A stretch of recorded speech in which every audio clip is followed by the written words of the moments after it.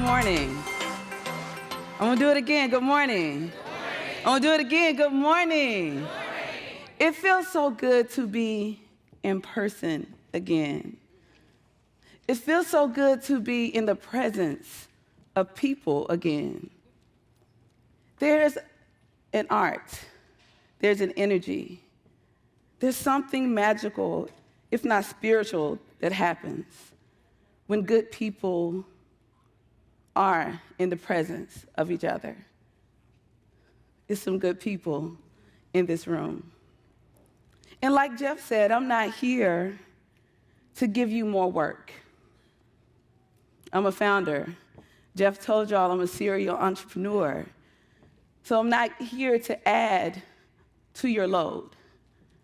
I hope I'm here this morning to tell you that the load that you carry lifts the burden of another person. I'm here to tell you thank you. I'm here to tell you thank you for the work that you do every single day, the things seen and unseen, sometimes those thankless hours, sometimes the board that just won't let up. Y'all know that board, remember? Don't laugh too loud. I am here this morning to say I know the pivot that you had to figure out in the heart of this pandemic that we're still experiencing.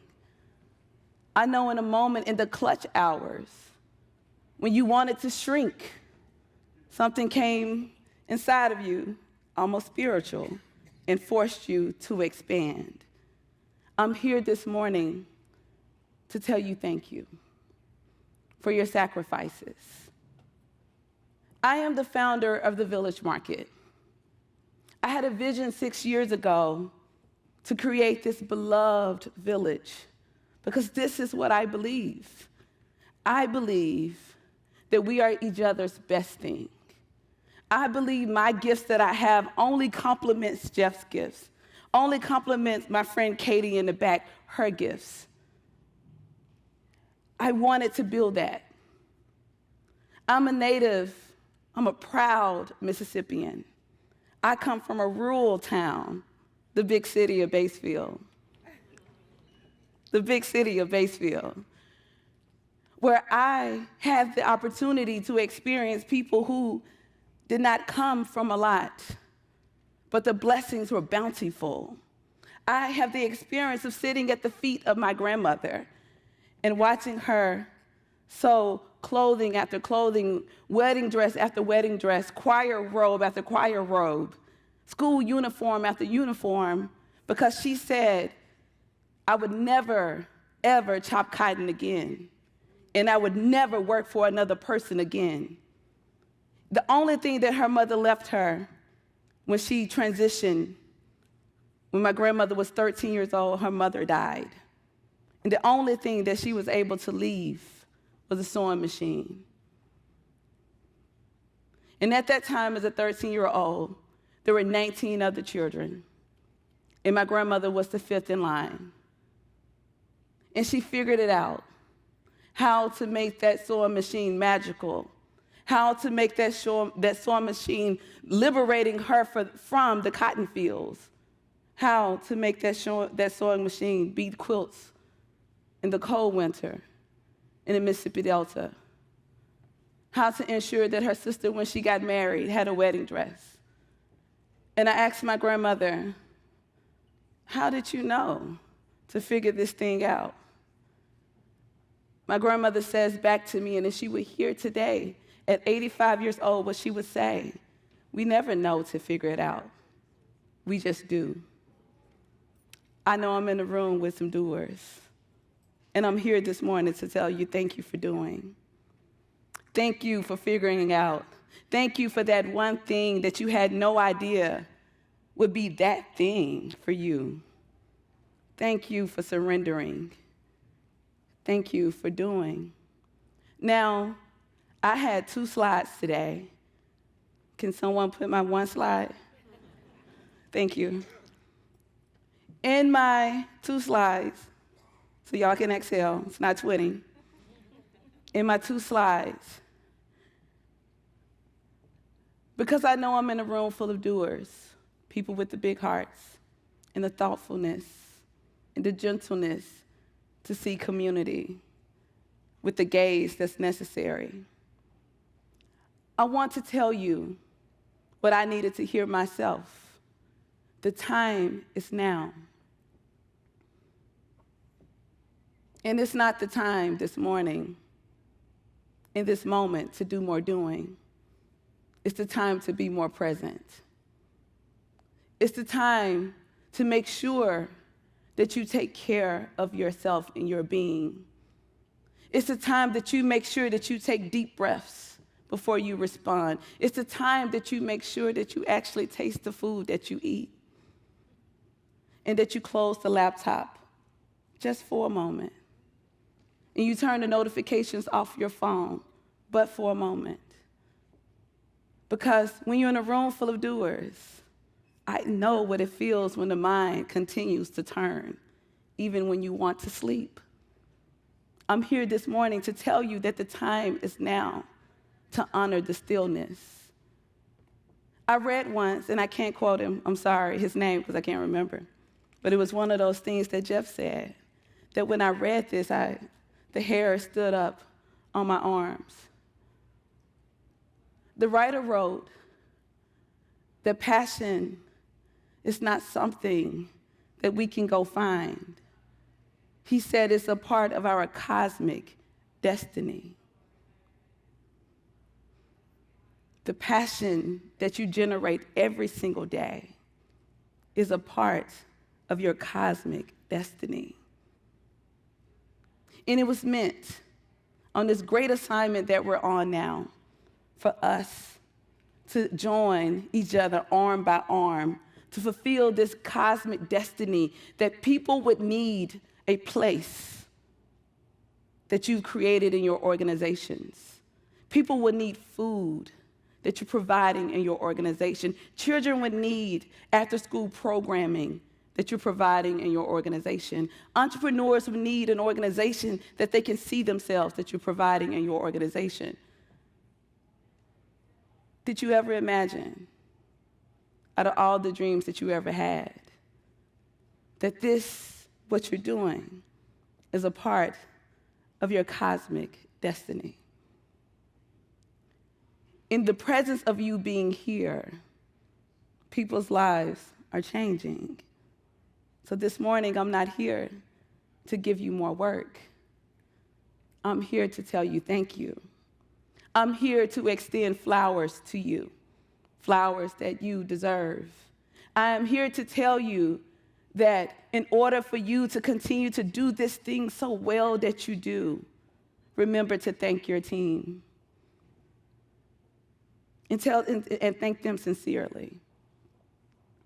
I'm here to tell you, in this great work that you are doing in the world, that it's so important to find those people, those partners in a community in which you can collaborate with. And do not see them as they're going to take away from my bucket of funding. But how do we put our organizations together to get more funding?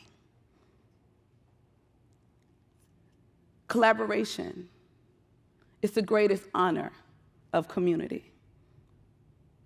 I'm here to tell you this morning, do not be afraid to collaborate. Do not be afraid to say, even if it's in your impact analysis, that I had a KPI that I didn't meet.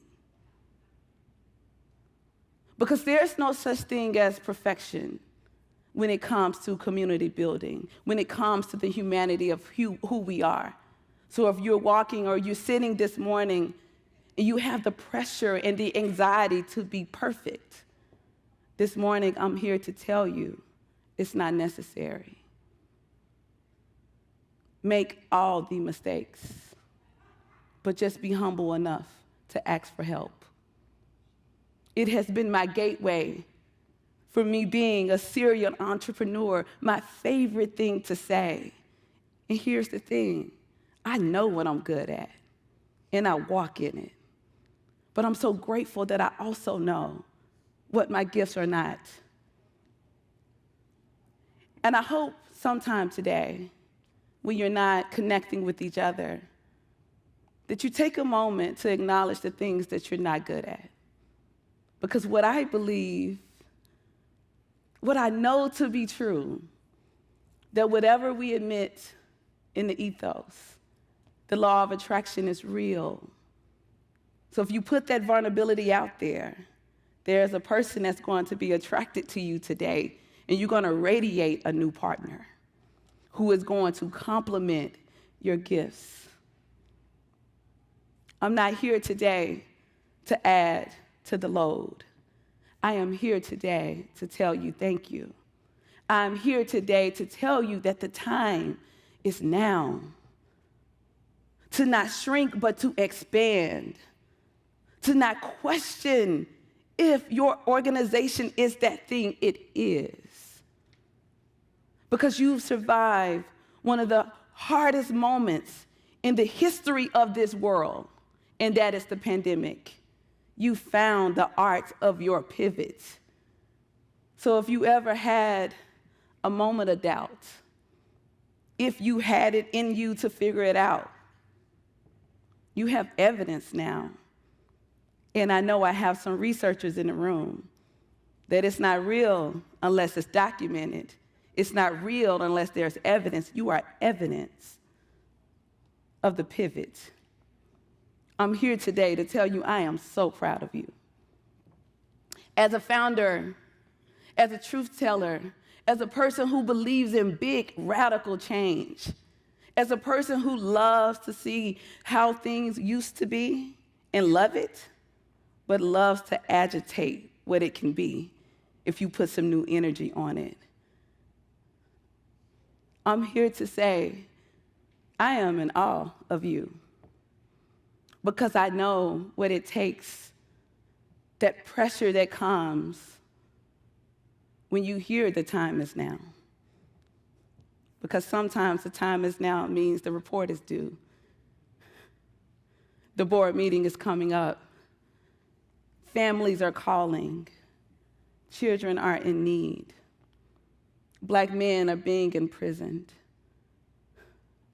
Poverty is literally sucking the dreams out of people. I know that urgent call. And I know the want to do everything, to solve everything, and to wish you could just duplicate yourself time and time and time again. I'm here to tell you, you don't need to be duplicated. You simply need to open your arms and your heart to ask people to be on this journey with you. I'm here this morning to tell you that it's a gift to be where you are right now. And if the board or whomever forgets to tell you thank you, I am here. Jeff is here. Chick-fil-A is here. Your partners at the table are here to tell you, I got you. In my highest thoughts, and I'm a praying person, probably because I know the evidence of a sewing machine and how it broke the stronghold of generational poverty for my own family. I am here this morning to ask of you in this moment to do something that may feel a little awkward. If you're holding something, I ask you to free your hands for me, just for a moment. I ask you this morning, and this might be a little weird, but go with me on this journey. I'm warning you. To take a moment and take in the people who are sitting at the table with you. Hold a gaze. If you're looking at me, you're not doing it. Hold the gaze. And it's a little weird, but I don't want you to talk in this moment. I don't want you to talk in this moment. From your heart, in all of its awkwardness, I want your eyes to tell them, I see you. Your mouth shouldn't say it, your eyes should. And I want you to hold that in that awkward smile that you may have right now, because it's a little weird.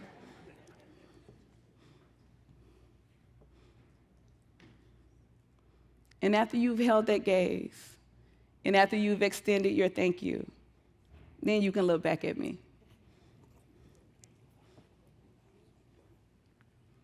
What I just asked you to do is what every great founder, every great team member, every great program manager, program director, all the titles that's in this room today, what I just asked you to do is take a moment and see the people right in front of you. Because it's often that we've cast our wants so far that the gift is at the table. I ask you every day to take time to acknowledge the gifts at your table. And for my last slide, in case you ever forget it, I want you to know that you are your greatest thing. If you ever question the work, your work, worthiness, and I see Black women and I see women in the room and I know how our worth is questioned. Man, I haven't forgotten you, but I don't know your life. I know my life. I know what it feels to be questioned. And I want you to remember that you are your absolute most greatest thing. So when doubt comes in, I need you to say that back to yourself. When weariness comes in, I need you to say it back to yourself. You are your greatest thing. And when people look back and think about this moment, especially those who've had some of the hardest hours of their lives, they're going to remember you. And your name will be etched in the history book of their souls because you were the shift that they needed. I feel my voice getting tired. But I want to tell you, if there was any first audience to be in front of in the last 2 years in this capacity, there's no other place I'd rather be with my scratchy voice this morning than in a room full of founders who are magic workers, who are extraordinary human beings, who walk with empathy and vulnerability, and who walk with so much pride and confidence, who can stand in front of people and say, I know who my people are, and they are worth the investment. I'm not here this morning to add more work. I'm here this morning to make one last request. Can you, but for a moment, stand to your feet quietly for me?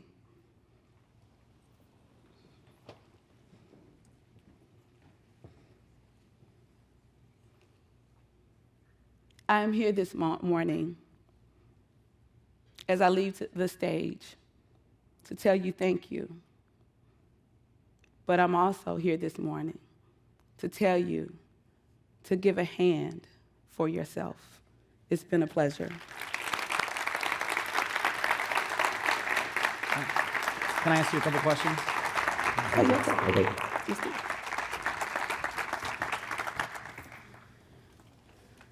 I just thought I'd ask you a couple questions. I'm not questioning you. He's questioning me. I'm going to ask you a couple questions. Is that fair? Yeah, ask me some really good ones. I'm ready. All right, good. Okay. So, first of all, you started the Village Market how many years ago?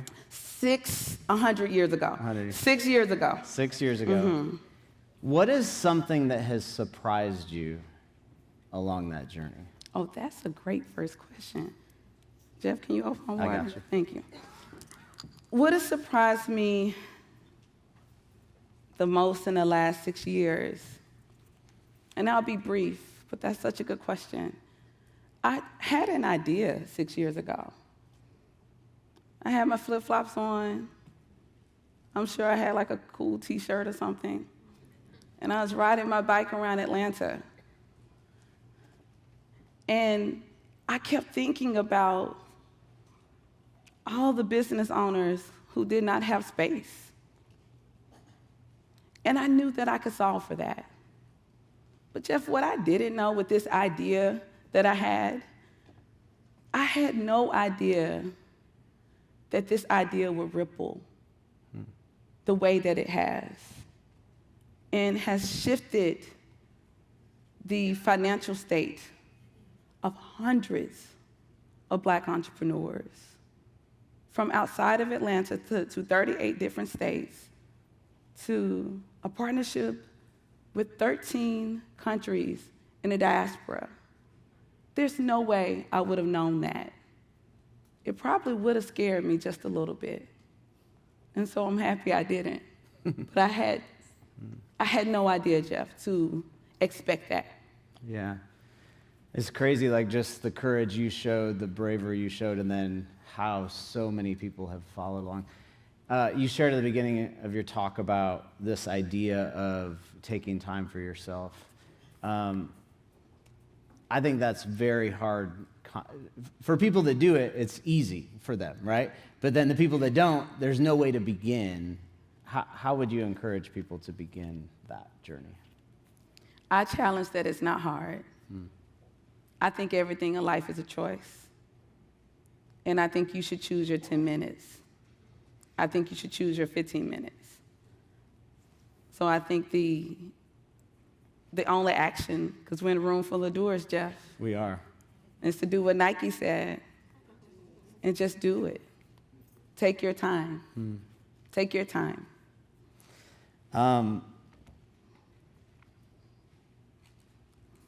In the midst of all these, like you do cohorts with people, you train people, you and I, we've talked on the side, like we see some commonalities in these scenarios that we have, but what do you feel like is the tension that is the current tension that so many of those leaders are feeling today? Post-pandemic, if you can say that, but like where people are at, that is like this common tension that you're feeling.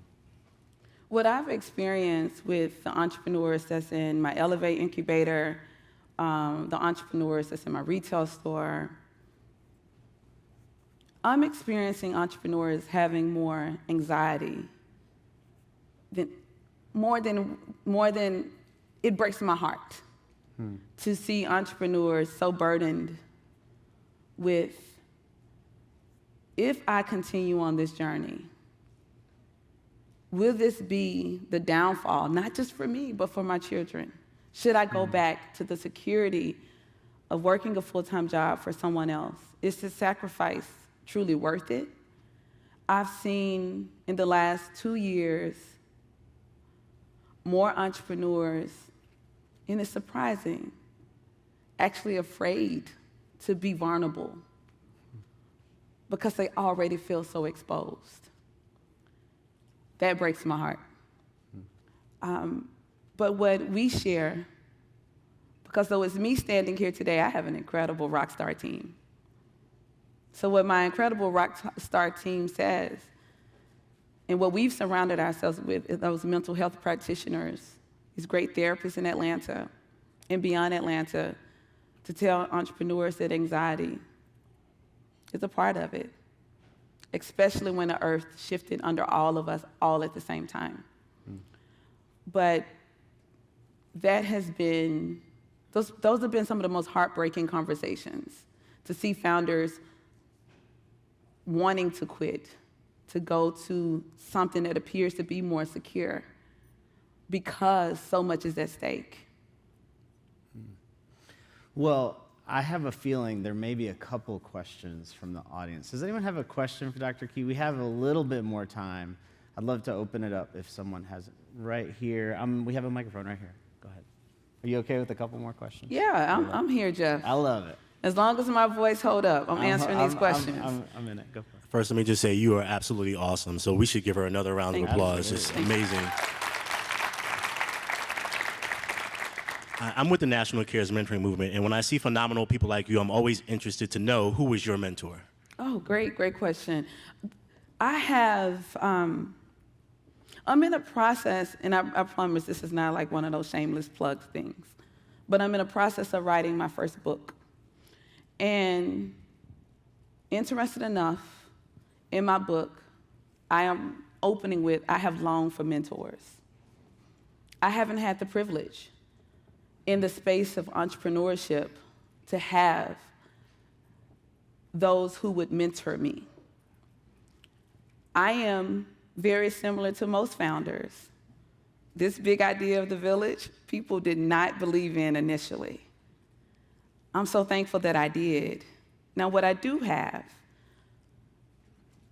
I have an amazing sister circle of fellow women who look like me, strive like me, and who have similar stories of longing for mentoring. And we sit at tables like this, sometimes with some drinks, and we help each other. And we counsel each other because many of us are first generation. So all the experiences that we're having are new. And we're just trying to dump all of our experiences so our other sister on the journey won't struggle the way that we have. And what we're working on. So when whoever is here next year stands on the stage and you ask them if you're here, who is your mentor? We're hoping that it's a different answer. That we want to open up this space of sharing what we learn and to be mentors. When I was in the education world, I spent 13 years as an educator. I taught 5 years in the Mississippi Delta and then kept moving up into administration and things like that. And my last traditional job was evaluation and research specialist for the Department of Education. I had mentors in that space. But in the entrepreneur space, it was tough. I'm happy it's not tough now, but it was tough. Mm-hmm. I'm gonna get you. Thank you. I opened that up. You never. Okay. Let's take one more question. Let's right up front here. Dr. Key, thank you. Mm-hmm. I'm your mother. Mm-hmm. You're my daughter with another mother, and I praise God for you today. Thank you for sharing with us today. I am from Grenada, Mississippi. Oh. And who said nothing good ever come out of Mississippi? My question to you is, I'm a founder as well. I would like to engage some younger women to come and have a round table with you. How do I go about getting you scheduled to get involved? Listen, she just took it. The time is now. The time is now. The time is now. Okay, we're going to do that right here today. Absolutely. We're going to do that right now in this moment. But first, thank you so much for seeing me. It means a great deal. My mother transitioned almost 10 years ago. She died at the age of 50.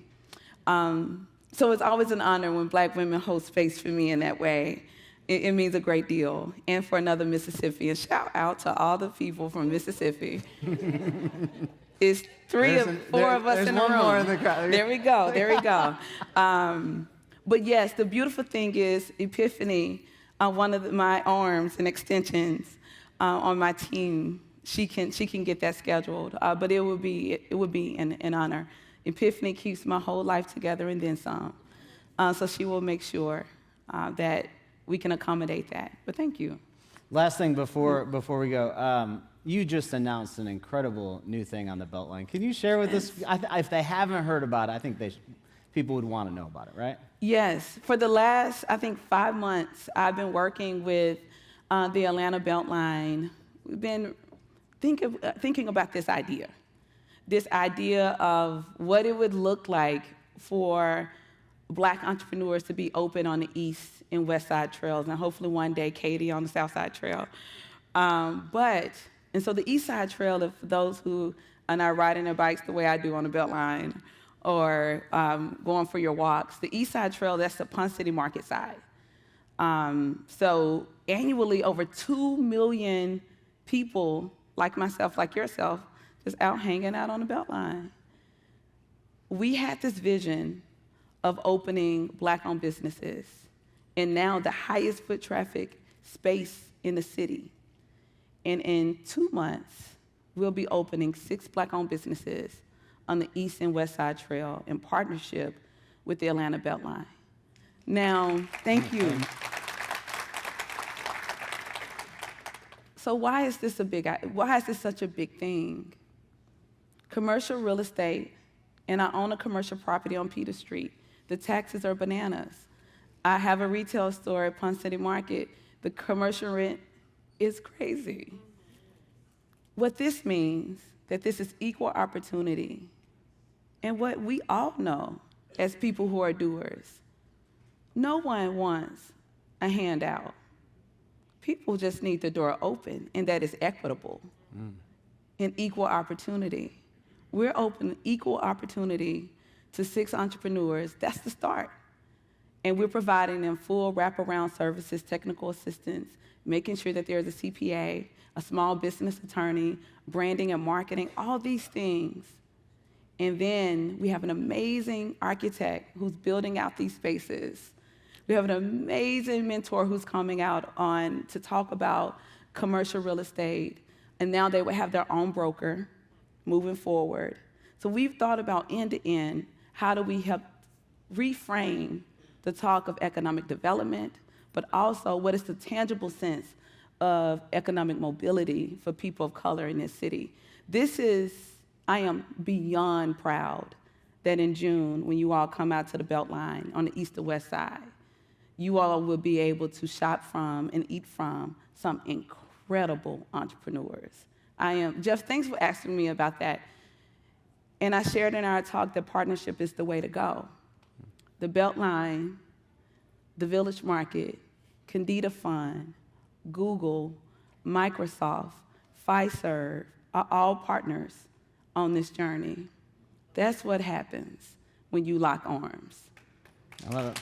Well, let's give it up one more time fully. Give her a rousing encouragement. Thank you, Dr. Key. Thank you.